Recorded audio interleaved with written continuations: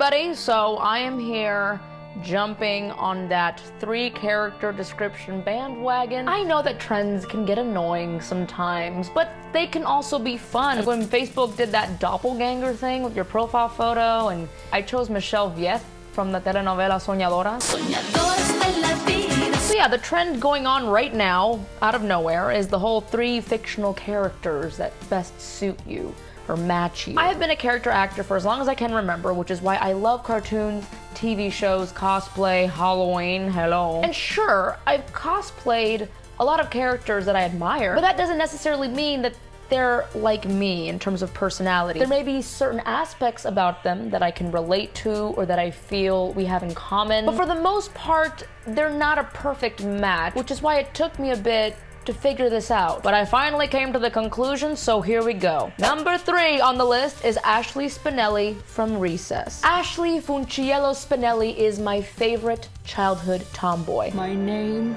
isn't Ashley. Aside from both of us having an Italian last name, I always related to Spinelli. For instance, I never gave a shit about hanging out with the Ashleys. For me, the Ashleys represent the popular kids, the cool kids, the kids that, I'm sorry, were quite frankly boring to me. Yeah, I mean, I basically marched to the beat of my own drum, no matter how weird or strange. It definitely got me a front row seat to Nerdville. I was I was a total pushover. I basically allowed the Ashleys of my class to bully me around, speak poorly of me to my face, and I never fought back. So yeah, I may not have been as cool as Spinelli in elementary school, but I was a freaking tomboy. I played the shit out of kickball and dodgeball. I mean, I would scrape my knees for the glory of winning. I refused to lose, especially in field day events. I took these sports pretty seriously to the point that I would fight the boys in my class if they fucked up the game. And I remember one time I tried to kick this one guy in the balls, and he then kicked me in the vag. And let me just say it hurts. So in a way, I feel like I've actually become more like Spinelli the older I've gotten, especially in my 20s. I am rougher around the edges. I speak my mind. If I don't like something, I will tell you. I expose my Cuban temper a lot more, which is a good and bad thing. I am no longer a mat that you can walk all over. So essentially, it's like I just grew up to be Spinelli. Though I wish I was more like her when I needed to be. I mean, hell, I even unintentionally dressed like her. I'm starting to feel like I might be a cartoon. Number 2, Leslie Knope of Parks and Rec. I love Parks and Rec. It is easily one of the best produced shows in television history with a fantastic cast to boot. But to be honest with you guys, I actually never saw myself in Leslie Knope until my best friend Carla compared our friendship to Leslie and Ann Perkins. And while I may not be the most politically savvy person, I am overly ambitious and go above and beyond for the people I love. Though I definitely need to step up my scrapbooking game, and my organization skills are complete crap compared to Leslie. But I do take pride in the fact that I am a go-getter, I refuse to give up, and I fight for what I believe is right all the time. It's like this little engine that could mentality that's in me, and it's like, nope. Haha, see what I did there? Which are some of Leslie's best qualities, and who can turn down some good waffles? Am I right? Last but not least, John Dorian, aka JD from Scrubs. This was the one fictional character that was an absolute no-brainer for me, because with every episode of Scrubs that I watched, I was more and more convinced that JD was me. Except for the fact that I could never, in a million years, work in the medical field. There is one particular episode that sticks out to me, which is called My Mentor, and it happens to be the 2nd episode of their very first season, so JD is, a total noob, and he has a patient who is coming into the hospital for a cancer screening because he's a heavy smoker. And, JD really attaches himself to the goal of convincing this character, Will, to quit smoking. There comes a point in the episode where he thinks he succeeded in convincing him to quit, until he and Dr. Cox walk in on Will smoking with the janitor. So it really affects JD, and he turns to Dr. Cox, who, he sees as his mentor or potential mentor, for help. And Dr. Cox is like, nope. And again, because JD is a total noob there, he doesn't really know Dr. Cox that well. He starts asking everyone about him, and in general, everyone just says, yeah, he's a jerk. That doesn't deter JD because he comes to the conclusion that, hey, maybe it's because Dr. Cox is lonely. That's why he's the way he is.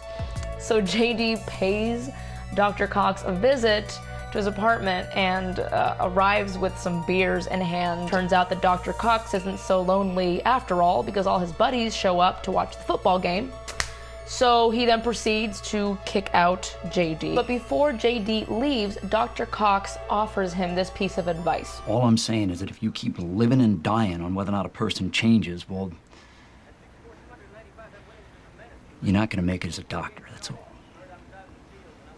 So this experience with Will brings JD to these thoughts. Still, I hated Will a little. Because thanks to him, I started to look at all the people who are important to me in terms of what will probably kill them. Heart disease, liver disease, somebody choking her. I don't know. Probably stress. That last part, that is me. I mean, this episode is basically what got me hooked to Scrubs to begin with. And aside from the humor and the hilarious daydream sequences, the show is very real. It touches upon so many themes and topics that are relevant to us. You don't have to work in the medical field to understand it. And there's a lot of depth and a lot of heart. And yeah, it was the first time that I found myself in a fictional character. I have suffered from stress and anxiety for a good half of my life. It started around the age of 15. And, the stress and anxiety has both aided me in achieving my goals. It is why I am who I am and how I've gotten this far, but it has also impaired my health both mentally and physically. And like JD, I tend to take a lot of things to heart. And I'm always trying to fix other people's problems while more often than not ignoring my own. And it's funny because the relationship dynamic that he has with Dr. Cox kind of reminds me of the way I tend to interact with people that I may not be on the same page with, even if it's like some dude who cuts me off in traffic and just honks at me. I immediately get really pissed off, but then I start thinking, there is a human in that car. Why was he so mean to me? Maybe I can talk to him. Maybe he's having a bad day. Perhaps if I, rolled down my window and said something nice, maybe who knows? And it's crazy. It's so crazy because it's just like a basic dumbass fucking interaction on the road, a honk. And I'm thinking all these things, all these I don't know, touchy-feely human things. That mentality of hey, this person, they have a heart somewhere.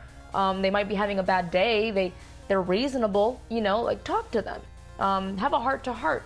And yeah, sometimes it can work and something good comes out of it. But yeah, there have been times that it has blown up in my face. And it feels a lot like this. You'll beat it. I appreciate that JD's personality reflects vulnerability, an overactive imagination, and downright silly behavior despite the fact that he's a doctor in his mid-30s. So yeah, I thought I'd leave a little space at the end of this for some honorable mentions.